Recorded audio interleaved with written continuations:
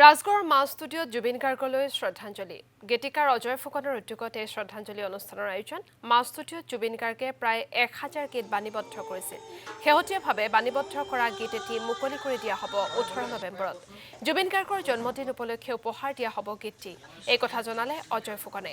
এই সন্দৰ্ভত ৰূপম দলৰ এক প্ৰতিবেদন আগবঢ়াইছো ৰাজগড়ৰ মা ষ্টুডিঅ'ত উপস্থিত আছোঁ অজয় ফুকনৰ এটা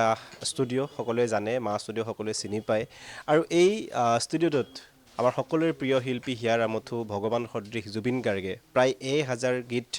ইয়াত তেওঁ বাণীবদ্ধ কৰিছিল অজয় ফুকন মোৰ সৈতে আছে অজয় ফুকনৰ সৈতে কথা পাতিম সেই সময়ৰ কথা কিছু জানিবলৈ চেষ্টা কৰিম আৰু কি জনপ্ৰিয় গীত এইটো ষ্টুডিঅ'ত মা ষ্টুডিঅ'ত বাণীবদ্ধ হৈছিল মই কৈছোৱেই যে প্ৰায় 1000 গীত ইয়াত বাণীবদ্ধ হৈছিল মই অজয়দা আপোনাৰ ওচৰলৈ আহিছোঁ যিসমূহ জনপ্ৰিয় গীত সেই গীতসমূহ ইয়াত বাণীবদ্ধ হৈছিল জুবিন দাৰ ষ্টুডিঅ'টো হৈছে ইয়াতো হৈছে ইয়াত যথেষ্ট জনপ্ৰিয় হৈছে আমি সৰুৰ পৰা শুনি আহিছোঁ তেওঁৰ গীতসমূহ এইটো ষ্টুডিঅ' আৰু জুবিন দাৰ মাজত যথেষ্ট এটা আৱেগ জড়িত হৈ আছে মই যদি পোনপটীয়াকৈ আপোনাৰ পৰা জানিব বিচাৰিম কি গীত জনপ্ৰিয় গীত ইয়াত ৰচনা কৰা হৈছিল এনেই যদি পোনছাতে আমি ক'বলৈ যাওঁ যিটো মানে সকলোৱে সৰ্বশ্ৰেষ্ঠ এটা গীত আমাৰ মা গীতটি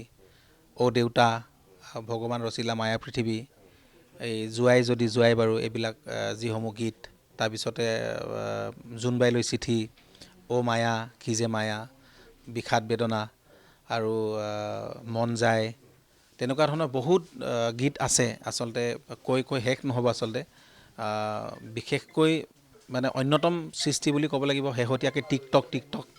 আপোনালোকে সকলোৱে জানে যে বহুত জনপ্ৰিয় হৈছিলে থিয়েটাৰ সূৰ্যৰ আৰু বেছিকেলি থিয়েটাৰ সূৰ্য গান খুব ইয়াত থিয়েটাৰসমূহৰ গান বেছি ৰেকৰ্ডিং কৰা যায় অসমীয়া চিনেমাৰ গীত ইয়াতেই ৰেকৰ্ডিং হৈছিলে জুবিন দাই কৰা কিছুমান চিনেমা ইয়াতেই আৰম্ভ কৰে কাৰণ কেতিয়াবা যদি খাৰঘুলি ষ্টুডিঅ'টো বেয়া হয় তেতিয়া জুবিন দাই মোৰ ষ্টুডিঅ'তে মানে ৰেকৰ্ডিং কৰিছিল কণ্টিনিউ প্ৰায় মানে 10 বছৰমান মা ষ্টুডিঅ'তে গান ৰেকৰ্ডিং হৈছিলে কাজলৰ পৰা নীলা দুচকুত কাজল বৃন্দাবন থিয়েটাৰত তেখেতক মই নাটকৰ ডাইৰেকশ্যন দেৱদাস নাটকখনৰ ডাইৰেকশ্যন কৰিবলৈ লৈ গৈছিলোঁ আৰু সেই বৃন্দাবন ৰূপম দলে আপোনাক এই মুহূৰ্তত ধন্যবাদ জ্ঞাপন কৰিছোঁ